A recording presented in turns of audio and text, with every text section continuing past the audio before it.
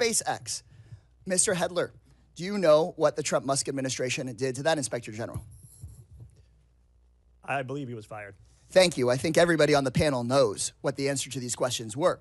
The U.S. Department of Agriculture Inspector General was investigating Musk's Neuralink. Mr. Talcove, now I'll ask you again under oath, do you know what Mr. Trump did to that Inspector General that was looking into one of Musk's companies? No. He was fired. The Inspector General at the EPA was repeatedly taking on Tesla. Mr. Hedler, since it seems that you're answering the questions that everyone knows the answer to, do you know what the Trump-Musk administration did to that Inspector General? I believe he was also fired. Also fired. At least 5 Inspector Generals that were looking into Elon Musk's companies were fired by the Trump-Musk administration. These Inspector Generals, who are independent, protected by law, they are the people that find the waste, fraud, and abuse and found many of the cases of waste, fraud, and abuse that have been brought up today, fired because they were looking into Elon Musk. At the NLRB, the National Labor Relations Board, which is supposed to protect workers from getting their unions busted by folks like Elon Musk, made functionally broken by the so-called Department of Government Efficiency that really is the Department of Government Efficiency for Elon Musk, not for you. They are trying to shut down the Department of Education, the Department of Labor. You know what Elon Musk doesn't seem to be looking into? His own contracts. Again, I'll ask you, Mr. Talcove, do you know how much money a day Mr. Musk will receive from the federal government for his contracts? No. The answer is $8 million a day. Just last year, Elon Musk was promised $3 billion from close to 100 contracts with the federal government. Ms. Royal, do you know how much the average person in this country who survives on Social Security, one of our seniors who's worked their entire life, about how much they have to survive on a day? I do not. $65 a day. We're not looking into Elon Musk's $8 million a day. This subcommittee, chaired by Marjorie Taylor Greene and the House Republicans, is looking into your grandmother's $65 a day. Let me be clear. I think we would all support taxpayer savings, look into money we might needlessly send to billionaires and big corporations, find taxpayer savings, and send it back to your hardworking family. But instead, what House Republicans and the Trump-Musk administration want to do is they want to look into your kids' lunch money, your kids' teacher's salary, into your grandparents' Social Security. They want to take that money and give it out in billionaire tax cuts, and they're talking about that in committee tomorrow, in Budget Committee tomorrow. They just released their plan. So let me be clear. When Republicans talk about government efficiency in this Congress, they're not looking into billionaires who don't pay their taxes. They're not looking into billionaires who get rich off of government contracts. They're not looking into Elon Musk firing watchdogs who are supposed to keep him accountable. They're looking at cutting your public schools. They're going straight for your Social Security. They're coming straight for cancer research. They're coming straight for the Department of Education. They're not looking at big tech. They're not looking at big pharma because those people fund their campaigns. If this committee were serious about rooting out waste from our federal government, then today's whole hearing would be about how Musk and Donald Trump are firing the independent watchdogs who've done this work for decades. Instead, my Republican colleagues' actual goal on this committee is to distract from Trump and from Musk's corrupt war on accountability. This will not be a subcommittee dedicated to making government efficient for everyday people. It's about helping Elon Musk and Donald Trump be as efficient as possible in robbing our government and handing out our government services to the rich. So this seems that this subcommittee is just going to be like the agency it's named after. The gentleman's a sham, time has expired. A total sham. The American people are $36 trillion in debt. It certainly seems reasonable that someone has been fired. I now recognize the gentleman from Tennessee. You're going to put us Mr. further in Burchett. debt with your billionaire You're tax not cuts. recognized. Mr. Burchett, you're recognized for 5 minutes. Thank you, Chair Lady. The gravy train for a lot of these folks, it's been on biscuit wheels, and it's about to run off the dadgum tracks, and it's about time. Could you imagine standing up here and defending waste, fraud, and abuse? But I think that's what we're seeing. When people squeal and don't ask questions, I think it shows the American public what the heck's going on. And that little gravy train is getting ready to run out. The spigot is getting ready to be turned off. Mr. Talcove, That's correct how you say your name, brother? Yes, sir. All right. How can the federal government improve identity verification for these entitlement programs? Yeah, it's doing what the private sector does every single day, whether you use your bank, you go to Amazon, using those tools and moving away from some of the dated compliance standards that the federal government uses. NIST IAL 863, 2017, before there was anything called deepfakes and generative AI tools. I was informed that PayPal has never been, they've never been able to crack into that and steal people's vital information. Are they using those systems that you would be favorable towards that government seems to be shying away from? Yes, sir. And describe that, how that works. They're systems that are based on encryption. They use technology and they use data to validate you are who you say you are. The people that are stealing right now, I believe a lot of them are actually ghosts from China, Russia, Nigeria, and Romania. I read a report today that North Korea was involved in this, in some of that as well. They are. And those people are our enemies. Again, they'll hate us for free. We don't have to give them taxpayer money. And are there loopholes that can be closed to avoid these improper payments? And I wish you'd describe those to me. The biggest, most important thing, particularly in the benefit program space, is the use of self-certification. As Mr. Timmons noted, the state of Missouri is using a solution called Steady IQ to validate wages and wealth. You cannot allow individuals to provide the information based upon what they think. It has to be based on what you know, and that will stop the ghosts from using people's identities to steal money from U.S. taxpayers. How much money do you calculate is wasted due to waste, fraud, and abuse in the entitlement programs each year? Yeah. My number right now between federal, state, and local government is you can save $1 trillion a year by simply putting in front-end identity verification, eliminating self-certification, and monitoring the back end of the programs that are providing the benefits. Those three things. You said you could eliminate that, but are there others you feel like some more low-hanging fruit? I would start with those three things because they're simple. That'll take that 20% fraud rate that you're seeing in the public sector down below 5%. Chair Lady, I would suggest that we adopt Mr. Timmons' legislation and get that out of the committee as fast as possible. What actions also could Congress take to fix these problems quickly? Yeah, I think the first thing is updating and redoing the 1974 Privacy Act. That is virtually impossible to do data matching. It's very difficult to have data shared. And when you look back at the pandemic, data sharing and data matching would have stopped probably 50% of the $1 trillion that was stolen from taxpayers. Any of y'all like to add anything to that? Congressman, I would just add that rather than accepting self-attestation, that states should have to be required to actually verify people's identities. And here's the key part: before they get enrolled, they shouldn't get enrolled and then eventually come down later on down the road. It's amazing to me. I have a doctor's appointment back in Knoxville, and the verification process is very extensive.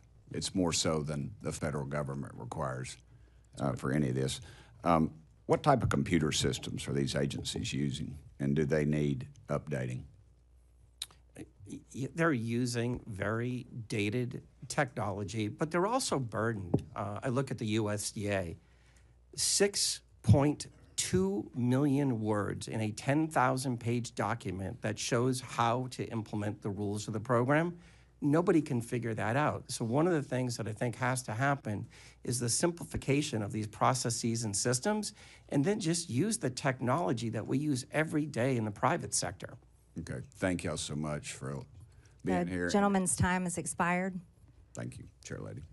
I now recognize the gentlewoman from Texas, Ms. Crockett, for 5 minutes. Thank you, Madam Chair. And Mr. Talcove, I'm just going to go ahead and pick up where you left off really quickly. Just to be clear, the upgrades that you're talking about as it relates to our data processes, these aren't things that would be free, are they? They would cost some kind of money. Not looking for a number, but they will cost, correct? Some are free and some would cost money. Okay. All right. So I just want to leave it there because we've had a number of these hearings. So I do want to be clear, before the Trump administration came in, this committee did exist in the form of the Oversight Committee, and our task is to root out waste, fraud, and abuse. In that vein, we had a number of hearings, at least last term. I can't speak for any other term as I'm only in my sophomore term, and we dealt with improper payments. And interestingly enough, our chairwoman, who is so passionate about this today, she missed every single one of those improper payment hearings. But just to be clear, I was there, so I don't want anyone to believe that Democrats just come to work and don't plan to do work. In fact, I'm trying to figure out exactly what it is that the Republicans believe our job is, because right now they have relinquished their constitutional duties over to an unelected bureaucrat, someone who no one went out to vote for. And absolutely, he is occupying the Oval Office, as we saw yesterday. And that is a first for me, to see someone occupying the Oval Office who's never actually been elected to the Oval Office and actually answering more questions than the person that allegedly got elected. But for whatever reason, this is the first time we're having a DOGE subcommittee hearing, and that guy's not here. Instead, we have y'all. So I do want to thank you for coming. But I will say this. It's also interesting to me that in the first few days of DOGE existing, we know that they are trying to get rid of the Department of Education, USAID, Consumer Financial Protection Bureau. They're laying off FAA workers. They are going after the FDA, the CDC, the HHS, the FBI agents, and they're talking about getting rid of FEMA. And they brought y'all in. And I am going to say that I actually was shocked that there was only one person that seemed like he was an overt Trumper as you laid out your opening remarks, because I anticipated that at least one of y'all would say, yes, what Elon is doing is exactly what we would prescribe. But instead, I will applaud you because you actually were focused. You talked about what the American people are looking for us to do. We've actually consistently on this side of the aisle promoted this idea of making investments into technology so that we can do things such as, say, look at the Department of Defense. The Department of Defense that takes up approximately 50% of our discretionary income, or our discretionary spending. Approximately 50% goes to Department of Defense. Department of Defense has not been able to pass an audit in the last 6 audits, and we're not talking about pennies. I understand that we want everything to be perfect, and if we could get all waste, fraud, and abuse out, that would be fantastic. But let me talk about the big numbers. The big numbers are on that side. When we look at, say, our entire workforce, our federal workforce, as we're trying to somehow fire all of them, they don't even make up a total of 5%. It's even less than that when we look at our budget. But let's talk about defense.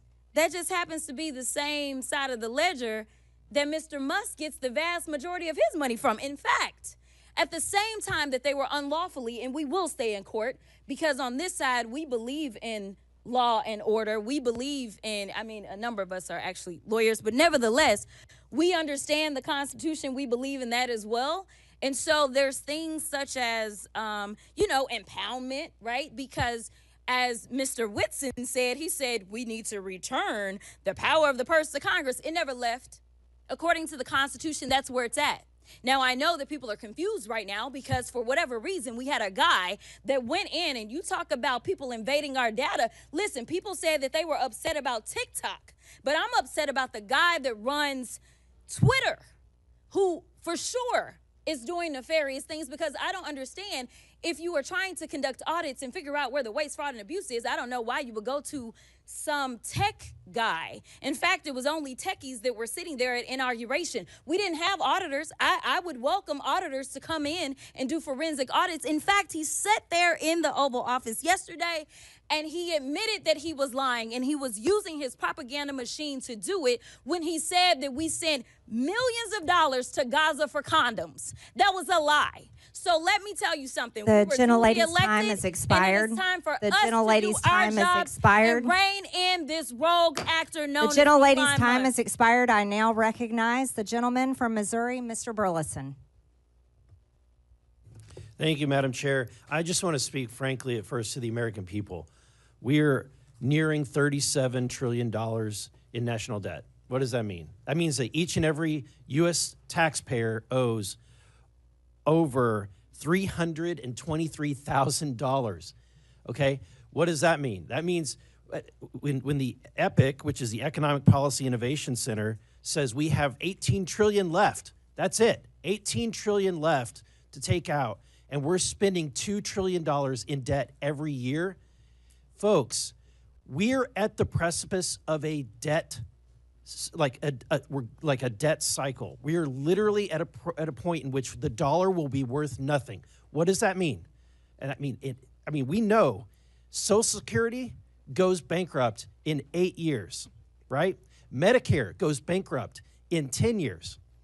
And then 15 years from now, the dollar is completely devalued and worth nothing.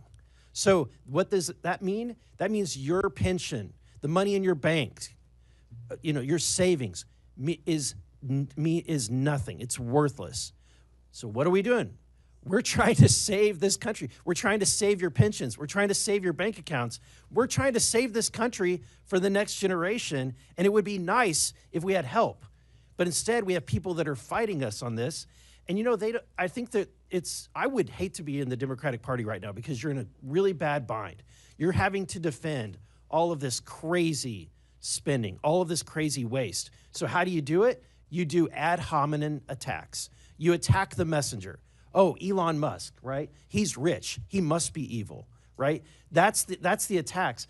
Really? You can't do any better than that, right? Let's talk on the policy. Help us. We're trying to save this country. This is and Elon Musk, who's making no money doing this, is trying to save this country. Why? Because he has invested in the United States of America more than anybody, right? So I think that we should embrace it. In fact, not a single company, governor of any state would ever turn down Elon Musk and his team of DOGE from coming in and providing free services to right the course and financially in any state or organization. It's ridiculous that we would demonize someone that loves this country so much. Mr. Whitman, the formation of agencies via the executive action is not new, right? The formation of DOGE is not new. Can are you familiar with any other previous presidencies where they've formed organizations like DOGE via executive action? Yeah, so actually the agency that DOGE is occupying is one that was created in a previous administration. So it is something that happens routinely. But I don't know if that answers your question. Yeah, there's been the Office of Budget Management was created, Environmental Protection Agency was created, the U.S. Digital Service, which is now DOGE, was created all by executive order, right? And actually one other I'd add is USAID was originally created through an executive order by President Kennedy and then later formalized. And then, Madam Chair, I have a video I would like to end with that just, let's review, if we could cue that, to remind, and I want to remind my Democratic friends, at a point in which you once had the majority of the American people on your side, this is what your party believed in. This report tells us how to cut waste, cut red tape, streamline the bureaucracy, change procurement rules, change the personnel rules, and create a government that works better and costs less. I've read it, and where it says the president should, the president will. Among the 800 recommendations, eliminating 12% of the federal workforce, merging some government agencies like the FBI, the DEA, and the Bureau of Alcohol, Tobacco, and Firearms, closing hundreds of government offices outside Washington. From the day I took office, one of the commitments that I made to the American people was that we would do a better job here in Washington in rooting out wasteful spending. We thought that it was entirely appropriate for our governments and our agencies to try to root out waste, large and small, in a systematic way. It means cutting some programs that I think are worthy, but we may not be able to afford right now. A lot of the action is in Congress and legislative, but in the meantime, we don't need to wait for Congress in order to do something about wasteful spending that's out there. We haven't seen as much action out of Congress as we'd like, and that's why we launched on our own initiative the campaign to cut waste. And we're going to keep on finding every possible way that we can do that, even if Congress is not acting. There you go. I think it speaks for itself. My time has expired. The gentleman's time has expired. Thank you. I now yield to the gentlewoman from the District of Columbia, Ms. Norton, for 5 minutes. Thank you. Our Republican colleagues and the Trump administration continue to demonize our friends and neighbors who work for the federal government and swear an oath to protect the Constitution and serve the public. Thousands of civilian federal employees have given their lives in the line of duty for their country. The administration seems intent on dismantling much of the federal government in violation of the Constitution, statutes, and regulations. And our Republican colleagues are letting them do it. They want to gut the nonpartisan civil service and to convert a significant portion of the remaining civil service into political appointees. Depriving the federal government of employees' expertise and experience will harm the services that the government provides to all Americans. Mr.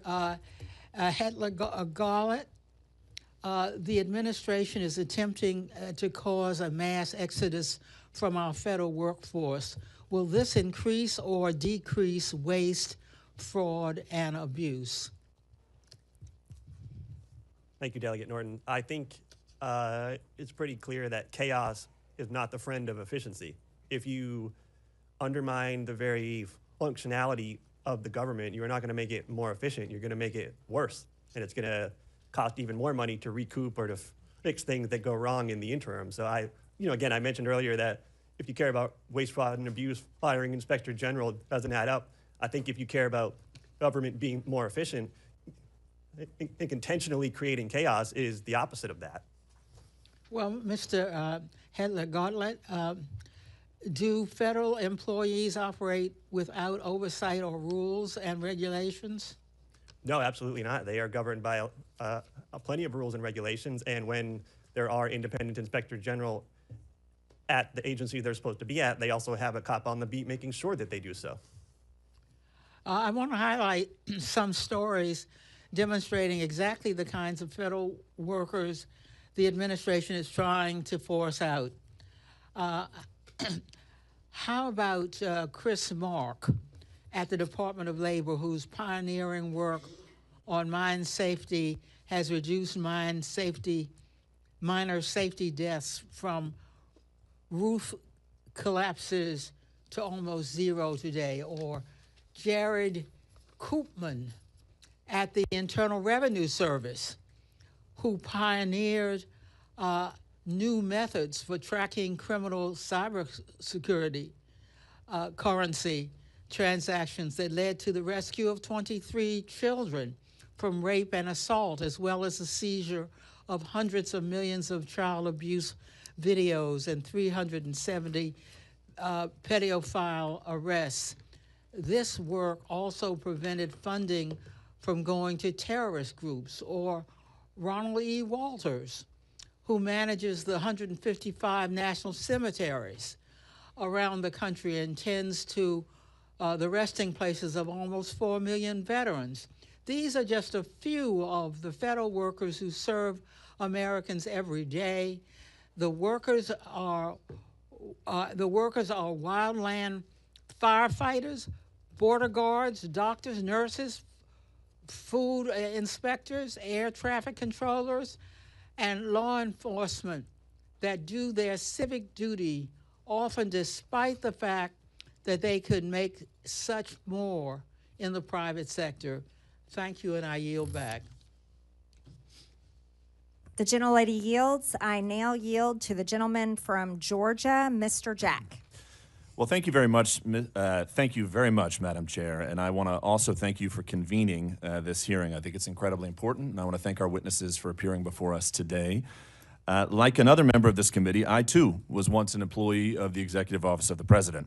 I worked in President Trump's White House from the very first to very last day of his first term, and I saw firsthand how entrenched and resistant the federal bureaucracy was to his agenda. So it's no surprise that today a few of my Democrat colleagues have continued that trend by using their time to bash Elon Musk instead of discussing ways to work together to advance a bipartisan cornerstone of President Trump's agenda, the mission to finally eliminate waste, fraud, and abuse. And I just took a rudimentary count of the Dems' testimony, or rather comments today, and I've got 27 mentions of Elon Musk and 3 mentions of waste. And I don't know if that's, in fact, the right count. Encourage anybody to fact check me, but I think it illuminates and illustrates one of the problems that we're facing, which is a lack of bipartisan effort to address these critical things that, waste, fraud, and abuse is something that should be bipartisan. The chair noted that in her opening remarks. Now, Madam Chair, you know how much I enjoy studying public opinion. So with your approval, I'd like to enter into the record the CBS News poll from this past weekend, conducted February 5th to 7th, 2025. And I'd also like to illuminate 2 findings. First, 70% of Americans, Democrats and Republicans included, believe President Trump is already doing the job that he was elected to, which is interesting because I have an article here from CNN from September 2024 that notes Trump says Elon Musk has agreed to lead proposed government efficiency commission as ex-president unveils new economic plans. So he is doing exactly what he said he would do by empowering his administration to root out waste, fraud, and abuse, and that's exactly what we're trying to do here today. I'd also like to note one interesting statistic from that. 62% of Americans want Democrats in Congress to work with us to advance the priorities that President Trump was elected to govern on. So I think those are 2 stats that I hope everyone pays attention to. But to ask questions of our witnesses, I'd first like to start with Mr. Talcove. One of the things that I've found very interesting from your opening testimony is you talked, and I think you engaged with Mr. Burchett on the 1974 Privacy Act. And I had some interesting folks visit my office yesterday who noted that 1/3 of all prior authorizations are still done manually by phone, fax, or direct post mail. First off, would love your comments on that, and I'd also like for you to expound upon some of the solutions that we can deliver to this Congress in modernizing that 1974 Privacy Act. Yeah, these aren't people problems. These are technology problems. You can't process the number of individuals that are accessing our systems person by person. It just takes too much time. So by updating the 1974 Privacy Act and allowing for digital matching, you would have very quickly realized that a large portion of the PPP loan funds were going to the wrong person. You would have been quickly able to match, and I think the number was 20% were on the do not pay list. You can't expect people to do what a machine, and especially AI, can do today. Fair enough. Thank you very much for that. And if I can also ask Mr. Whitson, I think we share a common interest, which is to move departments and agencies outside of Washington, D.C. It's something that I campaigned on, something that I helped President Trump effectuate in his first administration. And I have to imagine that if we have departments and agencies outside of D.C., if we've got a workforce that's more reflective of the balance that America is, we at the same time, too, could potentially root out some of this waste, fraud, and abuse by enabling other Americans, other citizens of our country to help advance some of these issues. So would love your commentary on that before my time expires. No, I think you're exactly right, Congressman Jack. And so I think, you'd save a lot of taxpayer money. So building a headquarters in downtown D.C. versus Huntsville, Alabama, you're going to be able to save a lot of money. Number 2 is you're actually going to make life better for the employees as well. So that's a point that's also missed a lot, but commuting into D.C. versus being able to go somewhere else where it's a better cost of living and things like that might be better for the folks. And then lastly, these areas where you set up a headquarters are going to be populated by people that live in the area to fill the rank and file of staff positions. And so if you plant these federal agency headquarters in the heart of any area that's overwhelmingly one party or the other, then you're going to naturally get that sway versus something that's more representative of the people as a whole. Well, thank you very much, our witnesses. Mindful of my time, I want to finish before my time expires. I yield back to our chairwoman, Marjorie Taylor Greene. Thank you. And Chairwoman, I would like to ask for unanimous consent to enter something into the record. So what is it? It is a report from the Congressional Research Service, nonpartisan CRS, that lays out the rules and the law for firing inspectors general, which of course look into waste, fraud, and abuse. And Without that objection. Rule, thank you. And that rule requires for the law to be followed, for Congress to be notified with 30 days and a reason for firing inspectors general to give Congress a chance to overrule that. And that's the law. So thank you for entering that into the record. Madam Chair. Without objection, the materials Mr. Jack cited are also submitted for the record. I now recognize. Yes. Apologies. While we're on it, I'd also like to ask for unanimous consent to submit for the record 2 items. One is a statement from the AFL-CIO, Department of People who work for a living with views on working people to make the government work. And the second is a statement from the Center for Responsibility and Ethics in Washington on ways to combat waste, fraud, and abuse in the federal government. Without objection, so ordered. I now recognize the gentlelady from New Mexico and ranking member Ms. Stansbury for 5 minutes. All right. Well, thank you, Madam Chairwoman, and thank you once again to all of our witnesses for being here to testify. Thank you to my colleagues. We are going to have so much fun in this committee, this Congress. I actually appreciate the video that was shown just a few moments ago because when I worked at the Office of Management and Budget, I actually worked on the waste EO that was referenced that President Obama signed. But there is one fundamental difference between the presidents and vice presidents that were shown on that video and what's happening today, and that is that they followed the law. So my colleagues across the aisle who are asking us to get out of the way and stop trying to block things in the courts, let me tell you, we do not work for an unelected billionaire like apparently this guy does. We work for the American people. And so if an unelected, unvetted individual private citizen is hacking our government systems, breaking the law, firing federal employees, dismantling statutorily created agencies, withholding funds, we are going to fight you in the courts.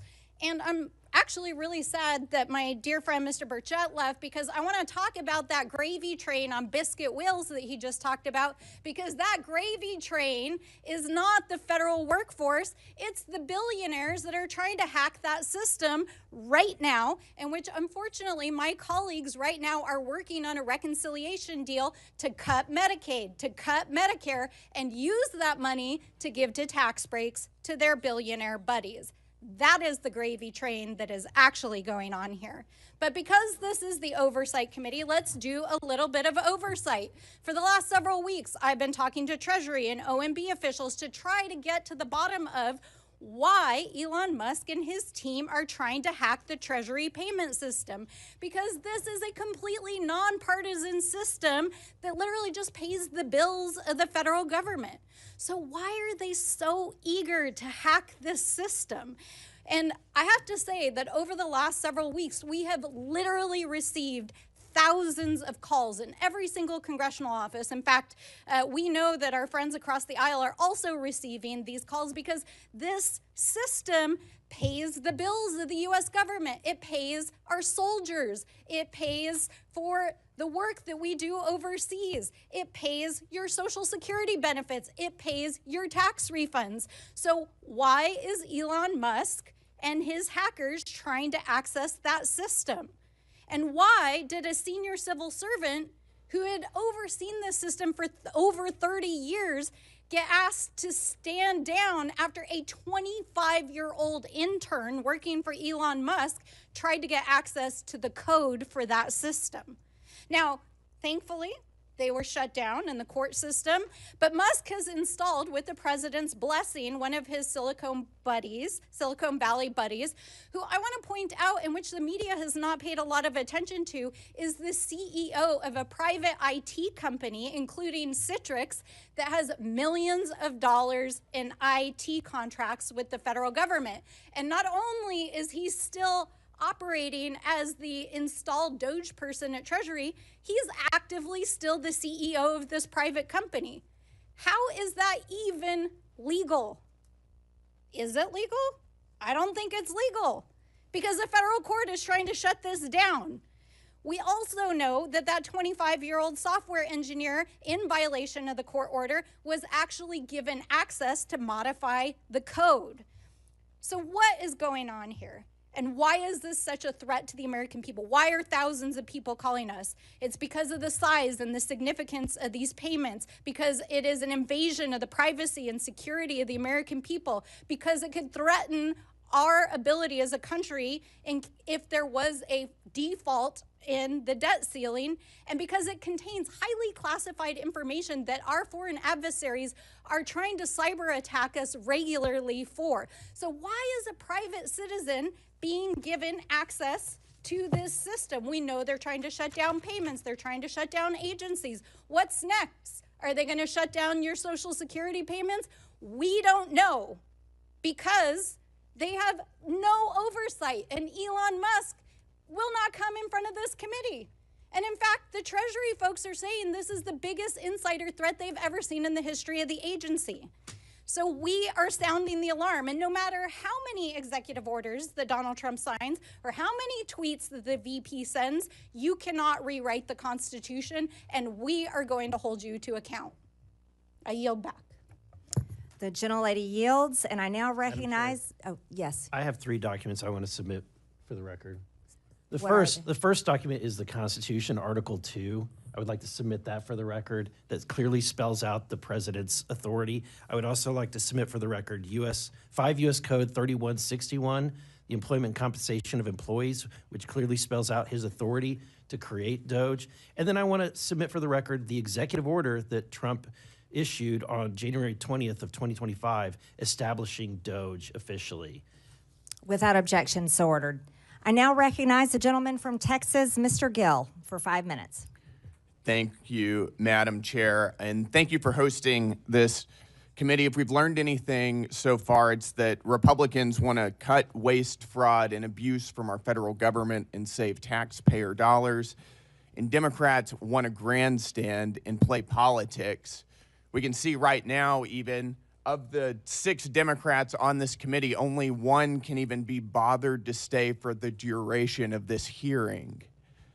All we've heard about for most of this hearing from the other side of the aisle is Elon Musk, Elon Musk, Elon Musk, unelected bureaucrat.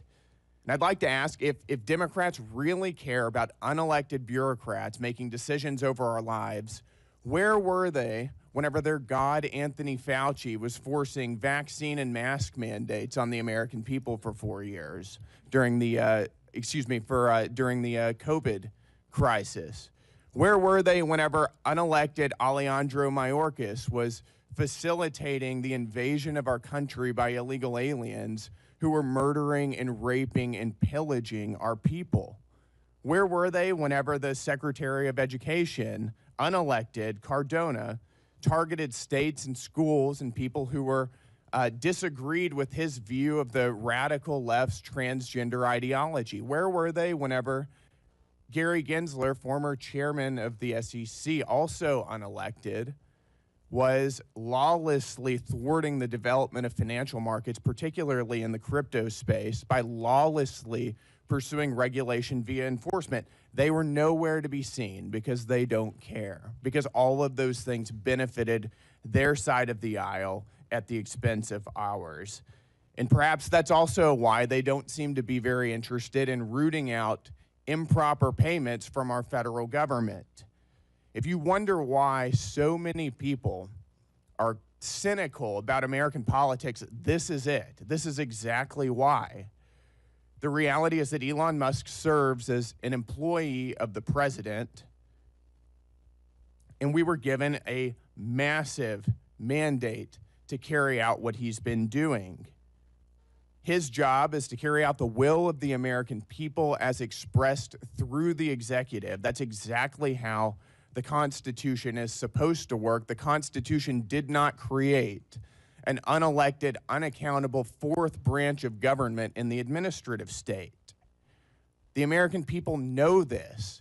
My colleague Brian Jack discussed some of the opinion polls recently.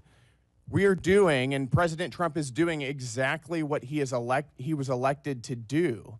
And that's why he's polling at a 53% approval rating, higher than he was at any point during his first administration.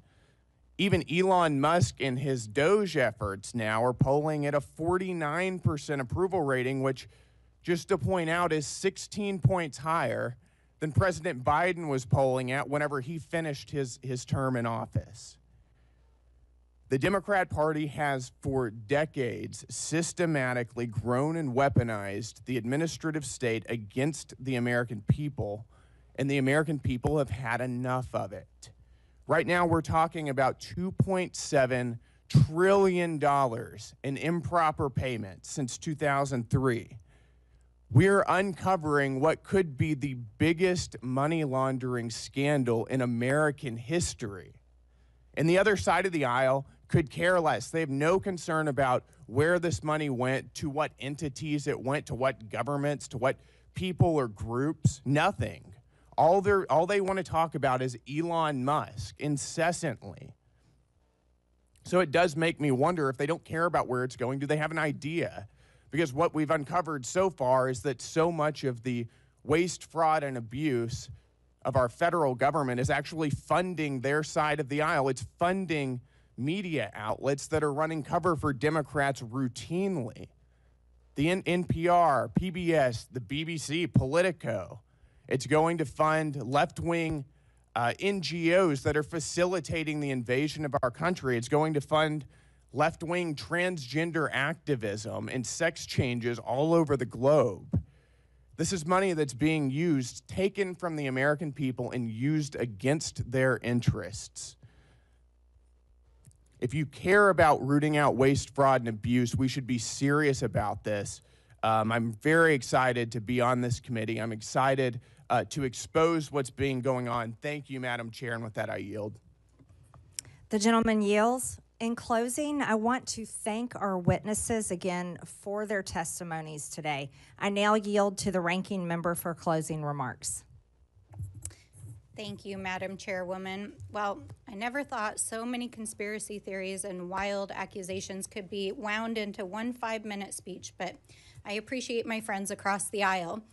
First of all, let's talk about this massive mandate that supposedly brought Donald Trump into office.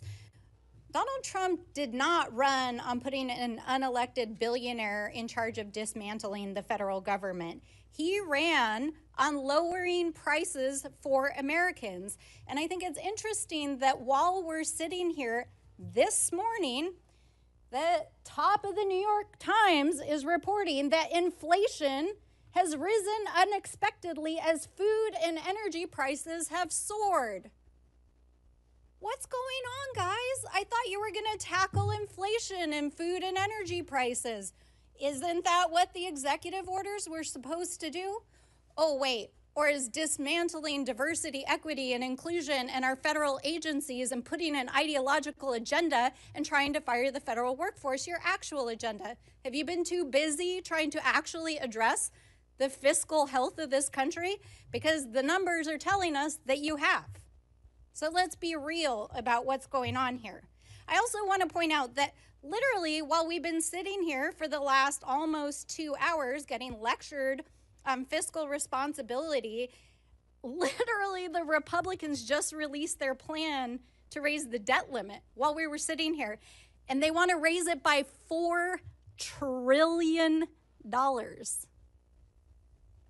Okay, guys, like literally, I'm just like without words. Inflation is going up. You want to raise the debt ceiling by $4 trillion. You want to gut Medicare. You want to gut Medicaid. You're talking about going after Social Security after promising that you wouldn't. I mean, really, what the heck is going on here? We're not trying to take down Elon Musk as a businessman. This dude is literally breaking the law inside of the federal government. And for a party that is supposed to be the party of law and order, in quotes, I really do not see you holding him accountable and doing your most basic constitutional responsibility in the separation of powers. So I want to end where I started. We are the Oversight Committee. We are the people's house for the United States of America. We represent the American people. And so, Mr. Elon Musk If you would like to appear in front of the Oversight Committee, you have been duly invited. Please come tell us what you're doing, come testify in front of the American people, and please come hold yourself to account. With that, I yield back. The gentlelady yields. I now recognize myself for closing remarks. President Trump was elected with a mandate to rein in unaccountable bureaucracy in Washington and to wage war on waste. I know that because I campaigned alongside him, and so did my colleagues. This hearing was the first battle of that war, and in the coming days, the subcommittee will release a report with legislative solutions to the problems we have identified here today. We aren't going to wait all the way until the end of this Congress. We're going to get to work immediately. The bureaucrats who have run Washington for decades are beyond the point of forgiveness. Their sheer incompetence and pure spite for the hardworking American people have resulted in total failure. The federal government has made over $2.7 trillion in improper payments since 2003. Including $236 billion in 2023 alone. Those are trillions of dollars that honest Americans have paid in taxes at gunpoint over the years. As we approach April 15th, Americans are once again preparing to do their taxes and fork over their unfair share of money it takes to run this country. And I have to tell you, the American people have not been getting their money's worth for a long time. Most improper payments in recent years were issued through 5 programs: Medicare, Medicaid, the Earned Income Tax Credit, Pandemic Unemployment Insurance, and the Paycheck Protection Program. But a total of 16 federal programs had improper payment rates of 10% or more in 2023.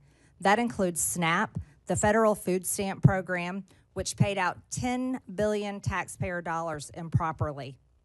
To get their arms around this problem, Elon Musk and the DOGE team went straight to the source. They went to the Treasury Department's Fiscal Service, which makes about 90% of the trillions in federal payments issued annually. The audit of these payment systems was long overdue. Treasury Secretary Scott Bessent gave DOGE employees working for the government read-only access to these systems so they could conduct that initial audit. That audit is already paying dividends. Musk learned that the databases federal agencies are supposed to check to prevent payments to fraudsters, crime rings, and dead people are not being kept up to date. Going forward, we are going to get more mileage out of these do not pay databases. That means fewer improper payments and less fraud and waste of taxpayer dollars. Despite this fraud that's already been revealed, a federal judge in New York issued a ruling last Friday that ran totally contrary to the will of the people. The judge blocked not only DOGE, but the Treasury Secretary himself from accessing his own agency's payment systems. That's absurd. Only career Treasury Department unelected bureaucrats can access the system, the judge ruled. This turns the Constitution on its head. We will hold this judge and others who try to stop the will of the people and their elected leaders accountable. As is written in the Federalist Papers, the judiciary has no influence over either the sword or the purse, no direction either of the strength or the wealth of the society. It may truly be said to have neither force nor will, but merely judgment, and must ultimately depend upon the aid of the executive arm for the efficacy of its judgments. But the whole DC swamp is freaking out that the unelected officials from DOGE were allowed access to these systems. That makes no sense. Federal judges were not elected. The Treasury bureaucrats were not elected, and they have failed to fix the problem that is enabling American taxpayers to be robbed. So why not bring in skilled outside experts like private companies and private citizens who are successful in the real world to do everyday work that we need to get done here, like audits?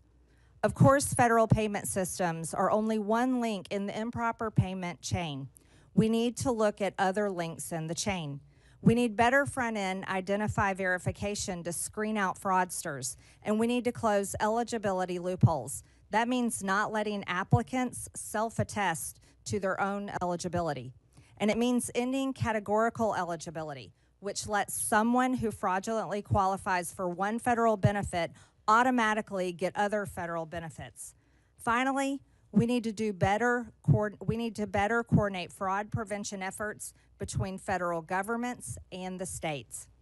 These are all issues that we will be taking a hard look at in this committee and coming up with solutions to, including legislation and referrals to committees of jurisdiction that will deliver for the American people.